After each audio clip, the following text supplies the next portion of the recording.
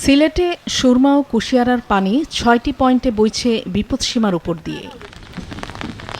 সীমান্তবর্তী ৫ উপজেলা ছাড়িয়ে প্লাবিত হয়েছে জেলা সদর দক্ষিণ সুরমা, বিশ্বনাথ, ফেঞ্চুগঞ্জ, গোপালগঞ্জ ও বালাগঞ্জ উপজেলার বিভিন্ন নিম্নাঞ্চল। জেলা প্রশাসনের তথ্যমতে মহানগরীর পাশাপাশি জেলার ১৫০০০-এর উপর গ্রামের প্রায় ৮.৫ লাখ মানুষ এখন পানিবন্দী।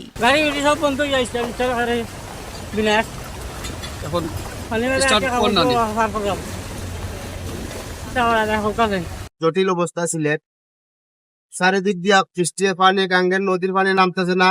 সকাল থেকে পর্যন্ত পানি প্রায় ২ হাতের মতো বাড়ছে। গতকালকে রাত্রে চলে গেছে, যে বাড়িতে পানি উঠেছে, অনেক মানুষের ঘর বাড়ি ভেঙে চলে গেছে। সুনামগঞ্জে নতুন করে প্লাবিত হয়েছে বিশ্বম্ভরপুর, শান্তিগঞ্জ ও জগন্নাথপুর সহ ৬ উপজেলার বিভিন্ন গ্রাম। জেলার সুরমার পানি ১৬ ঘর পয়েন্টে বিপদসীমার উপর দিয়ে বইছে। দুর্গত এলাকায় সরকারি বেসরকারি উদ্যোগে ত্রাণ বিতরণ করা হচ্ছে। খুলে দেওয়া হয়েছে সব আশ্রয় কেন্দ্র। আশ্রয় কেন্দ্রের জন্য সুগমকে নিয়ে যাওয়া তাদের সেটেল করার কাজটি আমরা করছি এবং সেখানে শুকনো খাবার এবং পরবর্তীতে রান্না করা খাবার সরবরাহের প্রস্তুতি রাখা হয়েছে এবং ঔষধপত্র যেগুলি প্রাথমিক চিকিৎসার জন্য দরকার সেগুলো রাখা হয়েছে এবং তাদেরকে যাতে নিরাপদে রাখা যায় তার জন্য সব চেষ্টা করা হচ্ছে। মৌলভীবাজারের ধলাই নদীর চট্টঘাট এলাকায় বন্যা প্রতিরক্ষা বাঁধের ভাঙা অংশ দিয়ে পানি ঢুকছে। গতকাল দুপুরে পানির তোড়ে বাঁধের প্রায় ২০০ ফুট ধসে গেছে। পানিবন্দী হয়ে পড়েছে জেলার ৪৭৪টি গ্রামের প্রায় ৩ লাখ মানুষ। এদিকে হবিগঞ্জ সদরের খোয়াই নদীর জালালাবাদ পয়েন্টে বাঁধ ধসে যাওয়ায় প্লাবিত হয়েছে অনেক নিম্নাঞ্চল। নেত্রকোনায় উদ্ভাখালী নদীর পানি উপচে প্লাবিত হয়েছে কলমাকান্দা সদর, বরখাপন, পোগলা, কৈলাটি, রংছাতি ও খারনই ইউনিয়নের বেশ কিছু নিম্নাঞ্চল। পানি ঢুকেছে মদন মোহনগঞ্জ ও খালিয়াজুড়ির লোকালয়ে।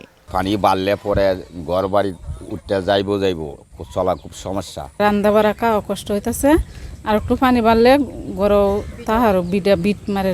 ওয়ালটন ফ্রিজ কিনে অনেকের মতো আপনিও হয়ে যেতে পারেন মিলেনিয়াল। সেরা পণ্যের সেরা অফার। ঘর বাড়ি তুলে এসে নৌকা দিয়া চলাফেরা করতেছি।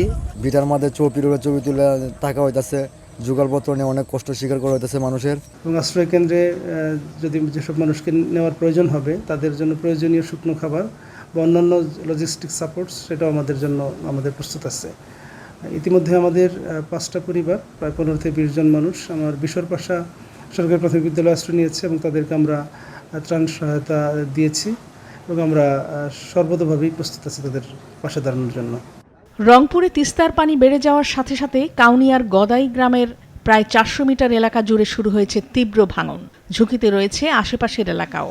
এতে বাড়িঘরের যে অবস্থা, এটা তো খুব বিপজ্জনক অবস্থা। ঘরের এক কানি চলে গেছে নদীর মধ্যে।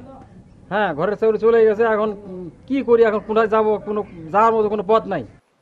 কুড়িগ্রামে তিস্তা ও ধরলা সহ সবকটি নদীর পানি বেড়ে যাওয়ায় এরই মধ্যে 2 শতাধিক বাড়িঘরে পানি ঢুকেছে।